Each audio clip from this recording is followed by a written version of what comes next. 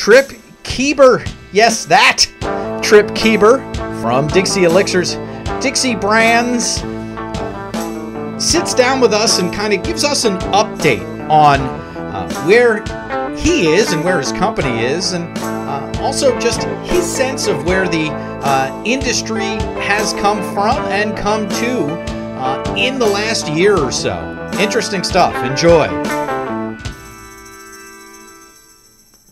Given the opportunity, what we wanted to do was, it was, I think, a little bit over a year ago, so in cannabis, that's 7 years, that you were the first speaker at our first Cannabis Economy. And I kind of wanted to talk to you about the way things have evolved since then, you know? Yeah, I think this is either my third or my fourth. You always throw such great parties. It's tough to remember. But, I mean, I want to congratulate you and certainly our esteemed sponsors. I mean, you've just done an amazing job pulling together a very eclectic and diverse group of people. I've had some fascinating conversations. I've literally been on the road for about 45 days and attended probably a dozen events, similar themed, but it's just a great group of people, and it's an honor to be here. So congratulations to you guys. I haven't made any of the international ones, but certainly the domestic ones. Sure. It's really evolving. I mean, and thanks in part to these conversations where we can really engage in discussions that are privileged. And I know you're really passionate about that because in the past people have breached that level of confidence and then there's generally payback. So I think it allows all of us to kind of let down our guards, and I too love to lace conversations with profanity when appropriate, discouraged by my marketing teams, but for effect to demonstrate passion. That's exactly why I do it, yeah. So 2014, August of 2014, legal cannabis, legal adult use cannabis had only been in existence for 7 months. There were fewer medical states than there are now. There were fewer adult use states than there are now. And kind of the center of the cannabis industry, universe was in Denver. Is that fair?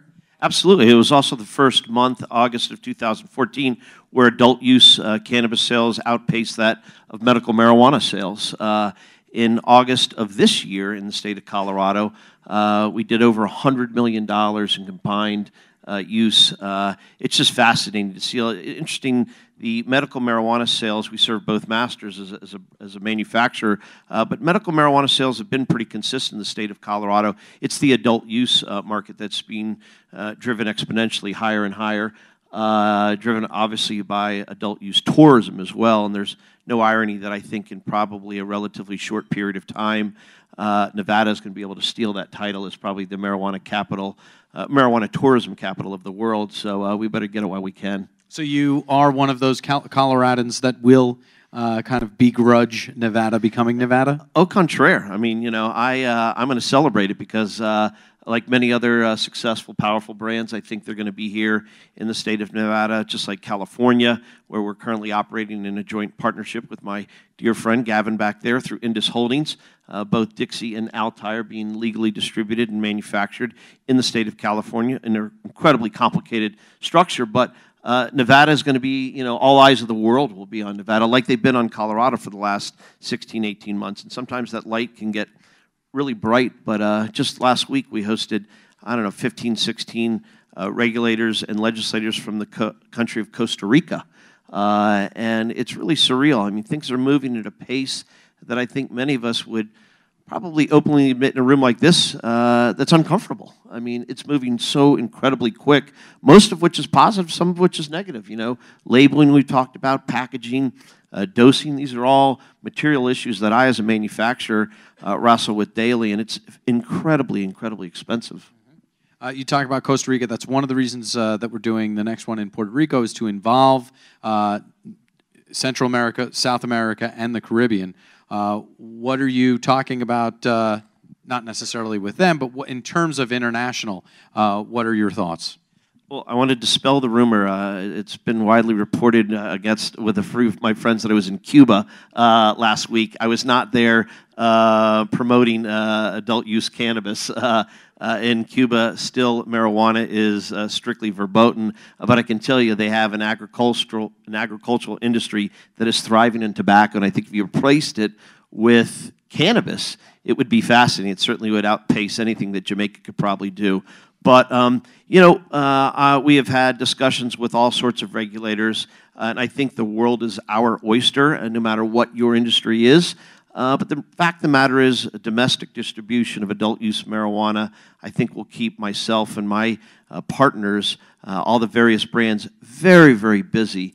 We'll likely expand up through Canada, so covering North America, and then we'll look to the international markets, if you will. And then, as far as you just said, you're licensing in California, and so you're setting up partnerships where they need to be.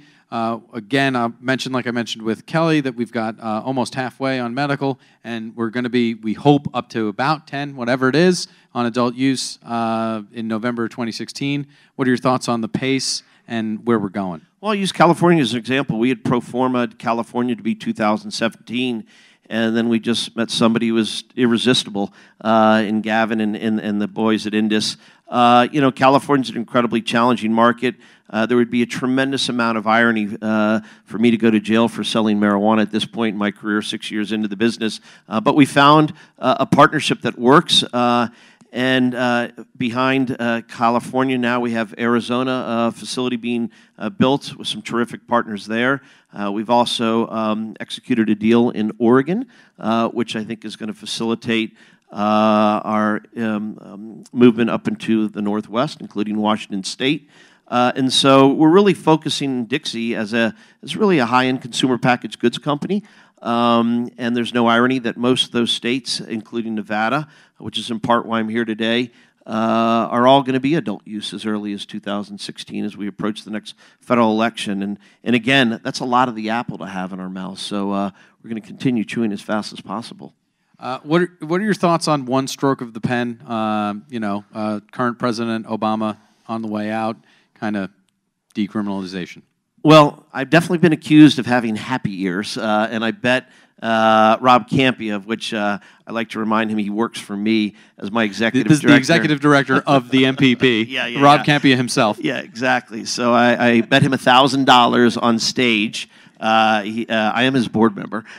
He doesn't see it that way. But I said 2017, listen, as a board member of MPP, we rate all the politicians, and Governor Christie probably would not be the ultimate option.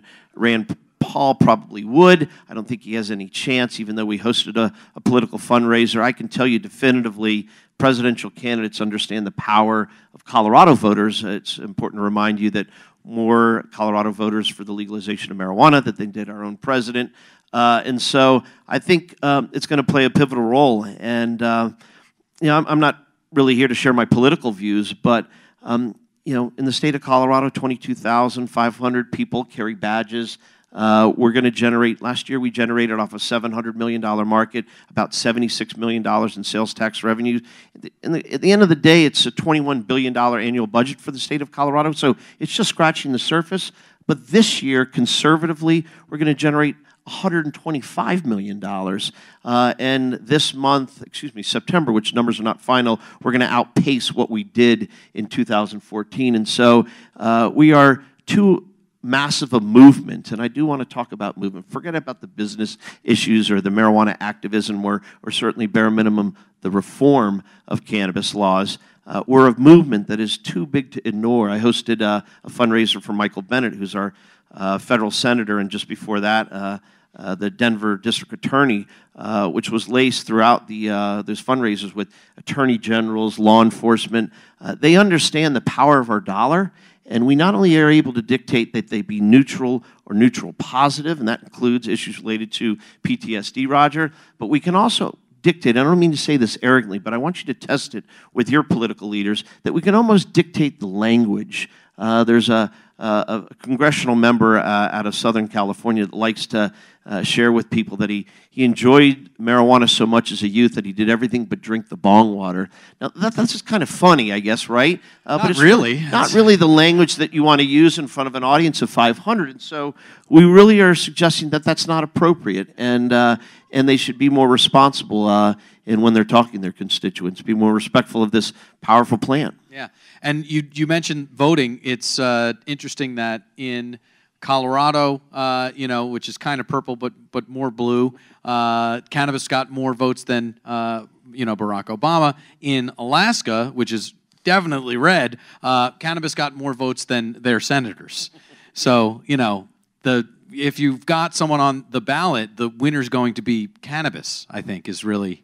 Yeah, I mean, I think this covers Newsweek, which 2 weeks before was Women Grow, or something associated with Women Grow. 2 weeks before that was Time Magazine. Time Magazine. 2 weeks before that was another Newsweek cover on cannabis brands. I was proud of MedMan being recognized in that Time Magazine article a couple of weeks ago.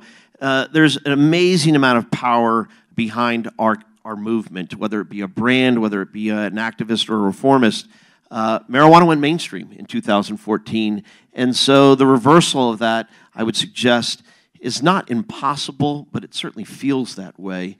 And I think we should continue, not arrogantly, but confidently, press that movement forward. Yeah, Bruce Barcott, who wrote that and wrote the book Weed the People, calls 2014 year zero, meaning that if you think that you've been doing this for a long time, this is year one, so enjoy the ride. Yeah, I love it. I mean, I've read several books associated with the industry, and I told many of my management team 4 years ago, and certainly remind each and every one of you in this room, that we literally are part of history. I think most of us really enjoy what we do. I mean, I certainly am in it in part to profit, but I understand how powerful this plant is, whether it be to veterans or people that just want to achieve a new level of wellness. But when you can potentially help people and you can make money and also be part of history, that is a unique proposition that not many people on the planet can say. And so take that responsibly as we leave the room tonight. That is a great place to end with you, Tripp. Thank you so much. Appreciate it. All right. And there you have Tripp Keber.